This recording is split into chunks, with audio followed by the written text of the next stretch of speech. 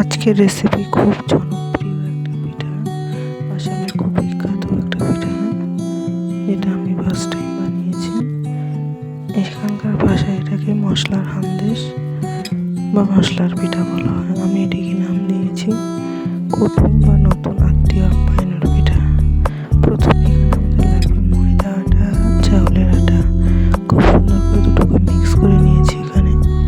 তারপরে লবণ, পরিমাণ মতো হলুদ, জিরা গুঁড়া, পেঁয়াজ বাটা, রসুন বাটা, আদা বাটা দিয়ে খুব সুন্দরভাবে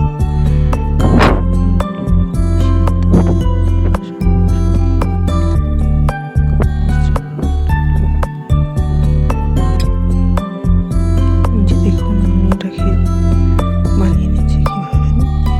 সামান্য সামান্য বানিয়ে নিয়ে প্রথমে একটা আরও বানিয়েছি, তারপর ওটাকে কতক্ষণ মধ্যে নিলে পুরো মসৃণ হয়ে যাবে।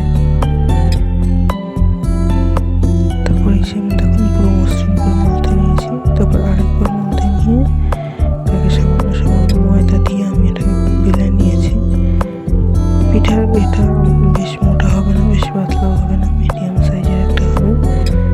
বেলে নেওয়ার পরে একটা গ্লাস, বড় মুখের গ্লাস নিয়ে আমি এটাকে কেটে নিয়েছি। অনেকে এটা ছোটো ছোটো ডো বানিয়ে বেলে নেয়, কিন্তু তার থেকে ভালো গ্লাস দিয়ে কেটে নিলে তাড়াতাড়ি হয়ে যায়। এই সমস্ত পিঠাগুলো আমরা বেলে নিয়েছি, নিয়ে গ্লাস দিয়ে কেটে নিয়েছি। তারপর এদিকে কড়াইতে তেল বসিয়ে ভেজে নিতে হবে। এই পিঠু পিঠু করে সামান্য লাল করে ভাজতে হবে, তাহলে খেতে অনেক মজা হয়।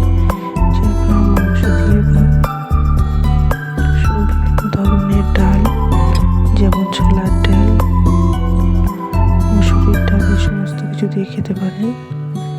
বা ফরাসি বিচি খুব সুন্দর করে কষা করে আপনারা খেতে পারেন, খুব মজা লাগে।